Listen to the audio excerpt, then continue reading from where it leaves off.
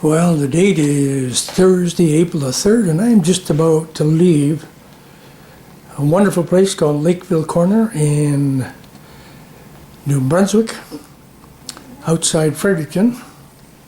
And what was I doing here? Well, I came to see a friend who I worked with at the Ontario Secondary School Teachers Federation for more than 20 years, Wendell Fulton.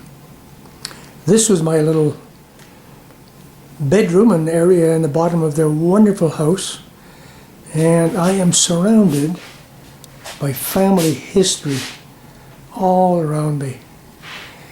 So, Wendell was born and raised here. He was the first out of, I gather, 2 generations to complete all 8 grades at the one-room school here. And Wendell's not your average guy.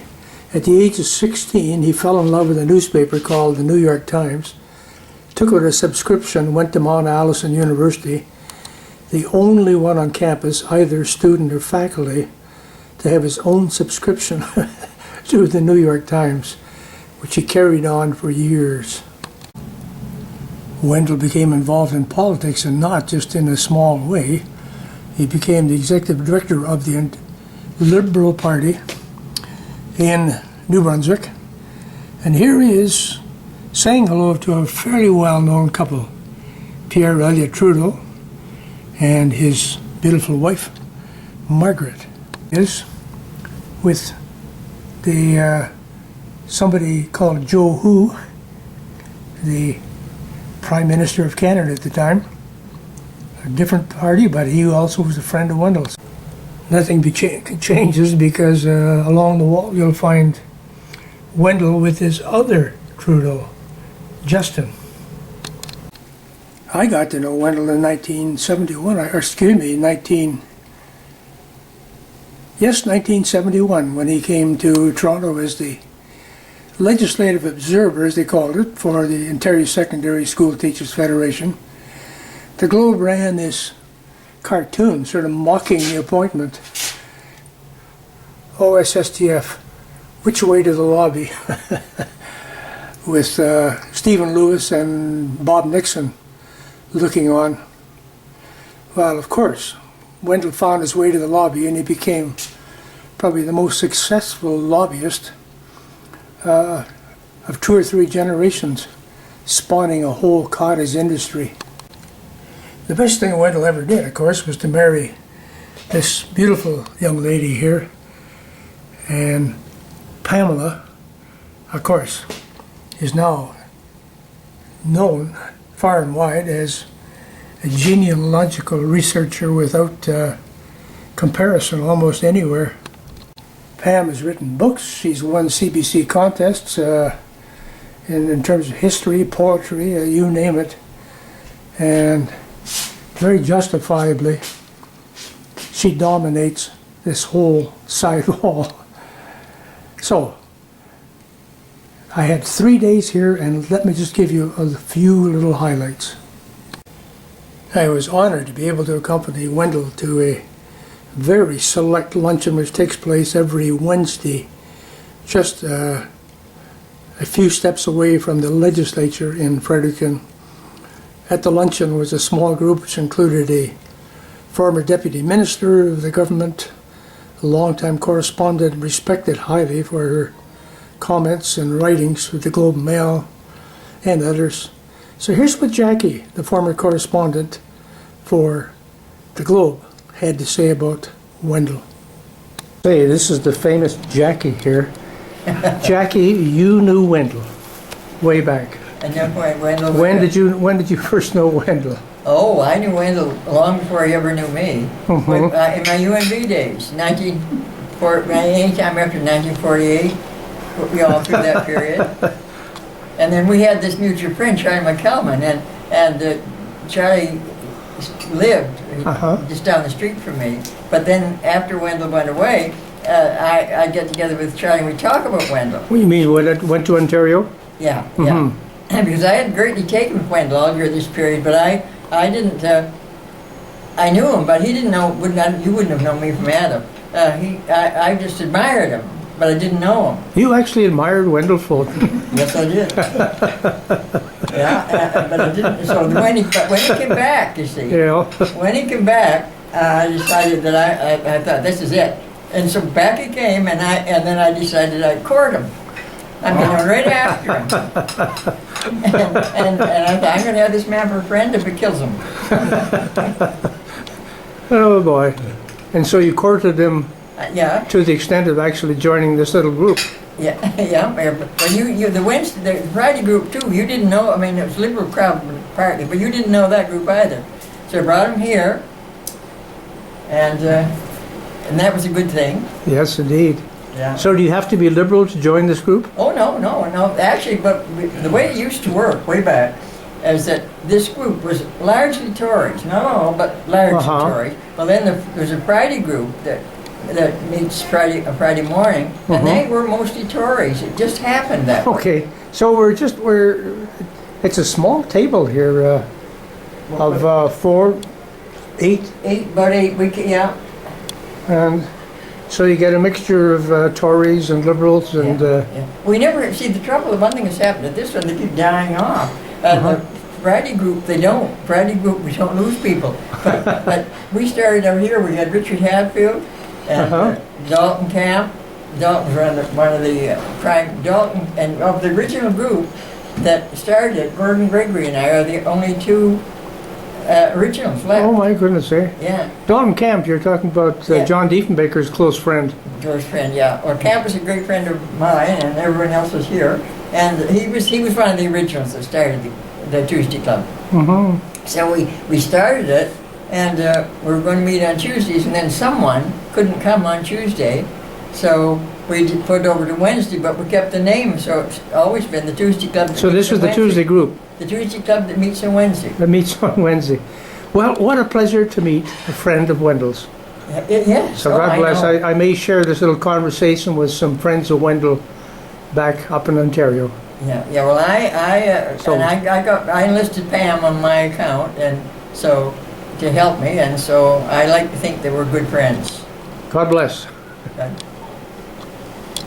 So. To have my driver's license. Wendell, who is that who said wanted? Looks like we're the only ones here. Yeah, he's too busy playing tennis, I take it. Yeah. So Wendell, when that conductor, what was the conductor? This was the one the train that hit you. Yeah. The car. So what did he? They came to a halt, and there were 500 or 600 people going home on a Friday night. Yeah. And he was furious. Yeah. And I said. So what did he do? So I said. He jumped off the train. What did he do? He said, "I want to see your driver's license." And I wouldn't show it to him, and finding that the police were there, and I did that, and it was quite a. I made the 11 o'clock news. Oh, I remember that. About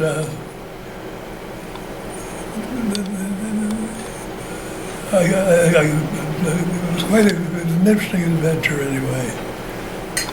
Well, it was. Then I finally said, "Look," they said,